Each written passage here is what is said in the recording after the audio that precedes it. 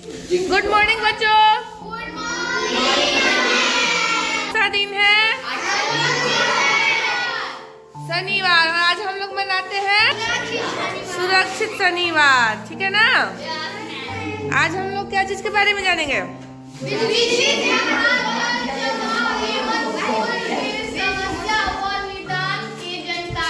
हाँ, बोरवेल समस्या व निदान की जानकारी आज हम लोग सुरक्षित शनिवार में जानकारी लेंगे ना। तो सबसे पहले हम लोग देखते हैं क्या होता है।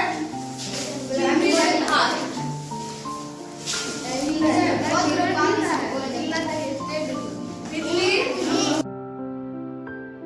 हम लोग रहते हैं ग्रामीण क्षेत्र में रहते हैं ना। बारिश के साथ साथ बिजली कड़कती है, चमकती भी है, बादल गरजता है। धरती पर कहाँ देख सकते हैं? बताओ, तो कोई बताएगा? पेड़ के पास।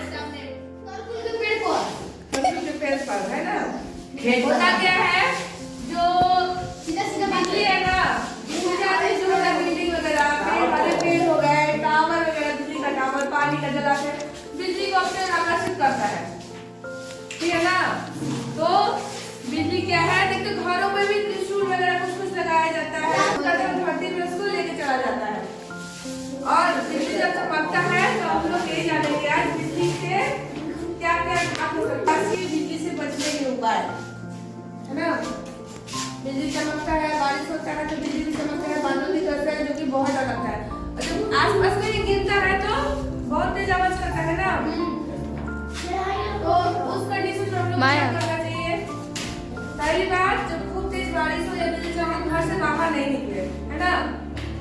घर से बाहर नहीं निकलना। अगर कहीं निकल चुका तो मौसम खराब हुआ तो उसमें से क्या करना है, हमें कभी भी पेड़ का पनाह नहीं लेना है। हरा भरा पेड़ जो होता है वो बिजली को अपनी ओर आकर्षित करता है। तो पेड़ के नीचे पनाह ना ले। देखो कहीं आसपास कोई घर हो तो उसके नीचे छुप जाओ, लेकिन पेड़ के नीचे नहीं। बारिश के समय तालाब में नहीं जाए। कई बच्चे क्या करते हैं ना, बारिश वाला मौसम किया तो तालाब में भी चला जाएगा नहाने के लिए भी। बारिश भी हो रहा है, तालाब में भी नहा लेंगे। लेकिन कभी भी ये काम नहीं करना चाहिए, क्योंकि पानी वाला क्षेत्र भी बिजली को आकर्षित करता है ना। फोन मोबाइल का इस्तेमाल न करें। कहते हैं ना कि जब बारिश हो रही है, बिजली चमक रहा है तो फोन बंद कर दो, फोन में बात मत करो, क्योंकि ये सब रेडिएशन को अपनी ओर आकर्षित करता है, बिजली को अपनी ओर आकर्षित करता है। इसलिए टीवी वगैरह भी इस्तेमाल नहीं करना चाहिए। बिजली का जितना भी यंत्र वगैरह है वो सब उपकरण इस्तेमाल नहीं करना चाहिए। यहाँ पे बिजली से चलने वाले उपकरण से दूर रहें और उनका इस्तेमाल ना करें।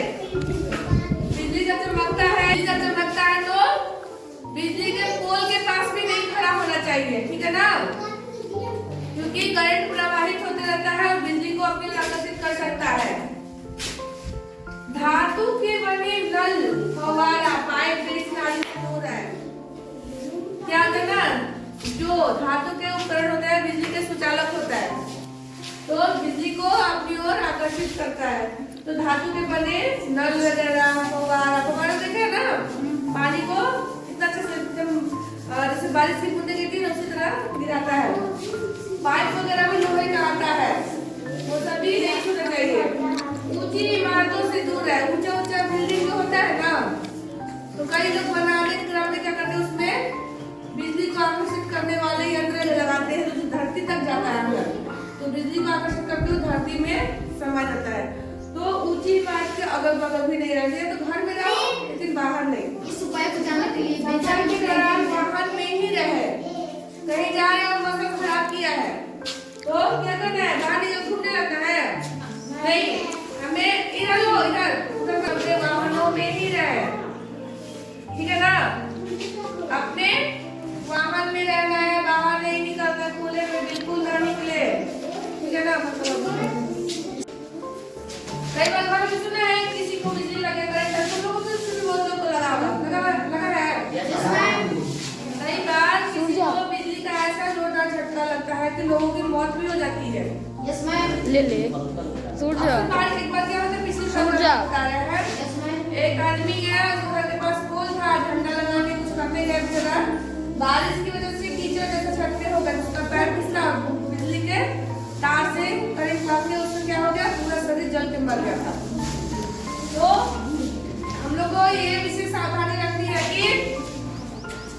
कभी भी गीले हाथों से विद्युत उपकरणों को नहीं छूना चाहिए। कई बार लोग ये गलती करते हैं कि हाथ गीला है, बिजली का स्विच दबा दिए, पंखे का स्विच दबा दिए, बल्ब का स्विच दबा दिए।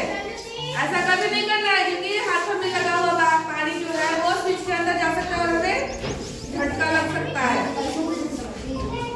तो हाथ पोंछ कर, चप्पल पहन कर ही बिजली के उपकरण यूज करिए। गिरे हुए तार या टूटे हुए तार से दूर रहे। आंधी तूफान आता है ना, कभी कभी तार अक्सर गिर जाता है। कई लोग का मौत इस कंडीशन में भी हुआ है कि पानी में तार गिर गया, लोग भागने गए और तो पानी का तार जो है वो कभी पानी वाले क्षेत्र में गिर गया बिजली का तार, और क्या हुआ, उससे करंट फैल गया और कोई भी व्यक्ति, चाहे मवेशी, कुछ भी अगर वहां से गुजरता है तो उसको करंट लगने से उसकी मौत हो सकती है। इसलिए अक्सर ये भी सावधानी रखना कि बारिश के मौसम में बिजली का खंभा भी नहीं छूना चाहिए। कभी कभी क्या होता है, खंभा जो है वो बारिश की वजह से गीला हो जाता है और बिजली का प्रवाह उसमें भी होने लगता है, क्योंकि पानी जो है बिजली का सुचालक होता है ना। तो हमें बारिश के मौसम में बिजली के खंभों से भी दूर रहना चाहिए। बिजली के नंगे तार को न छुए, चेक करने के लिए कभी छू मत देना, ठीक है। खाली पैर स्विच या रेगुलेटर ना छुए, किसी भी चीज का स्विच खाली पैर नहीं छुए, क्योंकि धरती से अर्थिंग मिलता है। और चाहिए ऐसी जगह के पास ना रहे जहाँ से बिजली के तार गुजरे हो। क्या होता है, घनी आबादी वाले क्षेत्र में ना बहुत सारे घरों के ऊपर आसपास तार बहुत ही खुले चलते, मतलब बंधे हुए रहते हैं। उसमें क्या होता है, कभी तार टूट गया या कभी आंधी तूफान का तार उससे ऊपर गिर सकता है, या पेड़ के ऊपर भी जैसे होंगे कई लोग का सामने का तार गया रहता है ना, तो उस जगह भी हम लोग को नहीं जाना चाहिए, उससे दूर रहना चाहिए, ठीक है। और आजकल बहुत सारी जगहों पे क्या हो रहा है, बड़े बड़े खंभों में देखा होगा जो रेलवे लाइन जो गुजरता है उसके ऊपर जो तार होता है वो नंगा होता है वो। तो अब हम लोग का जो तार आ रहा है वो प्लास्टिक कोटेड होता है, उसके बाहर से तार तुम ना तार फंसा सकते हो और नहीं धारा का प्रवाह हो सकता है, अंदर से धारा का प्रवाह होता है, ठीक है ना। अब हम लोग आगे बढ़ेंगे। जल का जमाव हो जाता है, कहाँ, कहीं भी हो सकता है, चाहे वो नाली के द्वारा हो या खेतों में हो या सड़कों पे हो, कहीं भी। वैसे भी हम लोग गाँव का जो सड़क है वो बहुत ही खराब हो चुका है, बहुत ही टूट चुका है ना।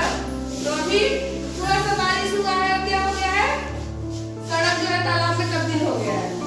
इतना कीचड़ के साथ वो बारिश का पानी लगा हुआ है कि गाड़ी भी चलाने में मुश्किल हो रहा है, हो गया है ना।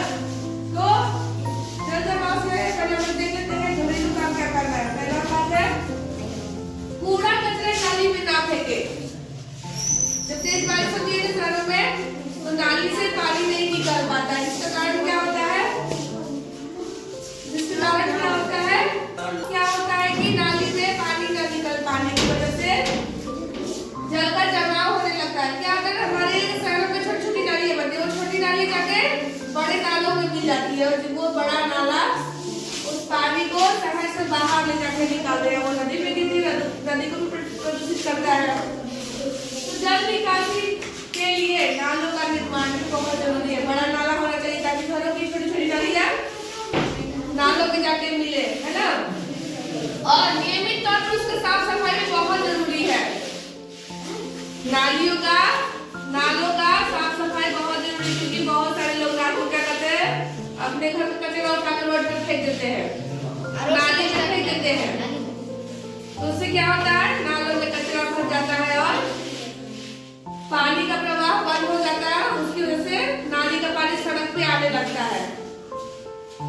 तालाब और कुओं का जीर्णोद्धार करना चाहिए। कई लोग क्या होता है ना, तालाब भी गंदा हो गया है, टूट गया है, पानी नहीं लग पा रहा है, पानी तो लग रहा है, उसका भी साफ सफाई के साथ मरम्मत भी होना चाहिए कुआं का भी। अभी तो बहुत सारे कुएं जो है पहले वाले बंद हो चुके हैं लोग, लेकिन जो अभी काम में है उनका साफ सफाई भी जरूरी होता है, गंदे पानी से बीमारियां हो सकती है। नाली की भी समय समय पर साफ सफाई हो। नाली जो बनाते हैं अक्सर शहरों में या गाँव में भी, कहीं भी, तो नाली कैसे बनाना चाहिए, घर का नाली भी सड़क की ऊंचाई से नीचे हो। सड़क कितना ऊंचाई तो कम से कम इतना नीचे नाली हो, इसलिए नाली जो है बाहर निकल के जाता है, हमारे आसपास के क्षेत्र में न लगे।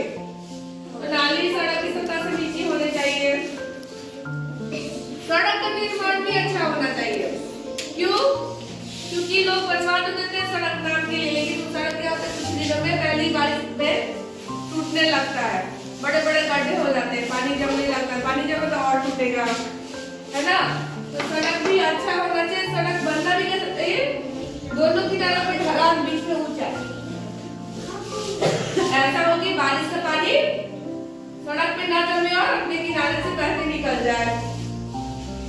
कहीं भी अधिक पानी होने पर मोटर पंप की व्यवस्था करनी चाहिए। अब ज्यादा जहाँ पानी लगे हो तो सूखने में समय लगेगा ना, तो उस जगह को सुखाने के लिए क्या करना चाहिए, मोटर पंप लगाना चाहिए, ताकि वहाँ का पानी पंप के द्वारा कहीं और निकाला जा सके या फिर नाली में निकाला जा सके। पंप से भी नाली की सफाई होती है, जो उसमें कचरा आदमी फेंकता है पंप के द्वारा खींच के उसको ट्रक आता है जो उसमें बड़ा बड़ा जल टैंक बना होता है, उसमें भर के बाहर ले जाकर फेंकता है। जैविक खेती प्रारंभ करना चाहिए। खेतों में क्यों पानी लगता है, क्योंकि आजकल लोग बैठो बैठो भी बता तो सुन नहीं है।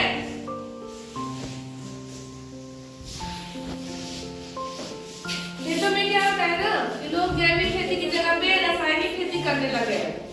रासायनिक खेती में क्या होता है, यूरिया फास्फोरस क्या क्या होता है ना, उसका इस्तेमाल होता है। उससे क्या होता है, खेती जो होती है, खेती तो हो जाती है दूसरे पड़ता है, लेकिन मिट्टी जो होता है खराब होने लगता है, मिट्टी पानी को सोखता है, और रासायनिक खेती से मिट्टी जो है वो जम जाता है, पानी को अंदर नहीं जाने देता है, पानी जम जाता है, वहाँ पे जम जाता है।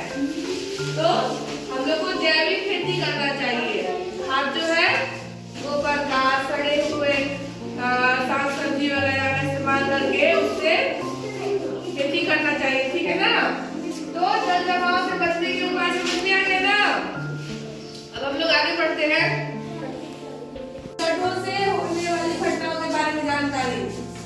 बोरिंग तो सब लोगों ने देखा होगा ना। तो बोरिंग को गलाने के नल को गलाने संयंत्र होता है, कल को गलाने के लिए, मोटर को गलाने के लिए अंदर जमीन में पानी निकालने के लिए हम लोग गड्ढा करते हैं, इसको बोरिंग बोलते हैं। कई बार होता क्या है ना, तो उस बोरिंग को करते हैं कहीं पानी निकालने के लिए, कई फीट अंदर गए लेकिन पानी नहीं निकला, तो लोग क्या करते हैं, उस जगह से हटा के दूसरी जगह निकालने लगते हैं।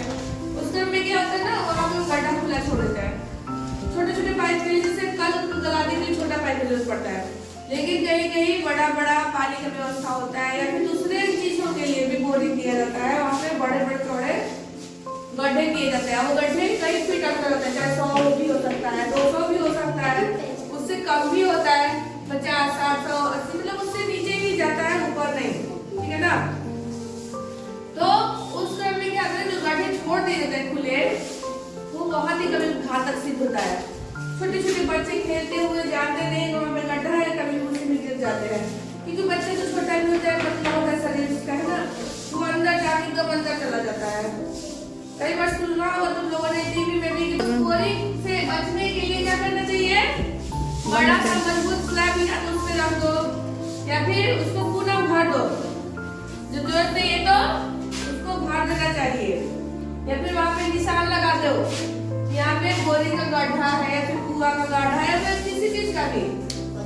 तो बच्चों को वहाँ पे जब ढका रहेगा तो बच्चे वहाँ पर से जाएंगे भी तो गिरेंगे नहीं, है ना।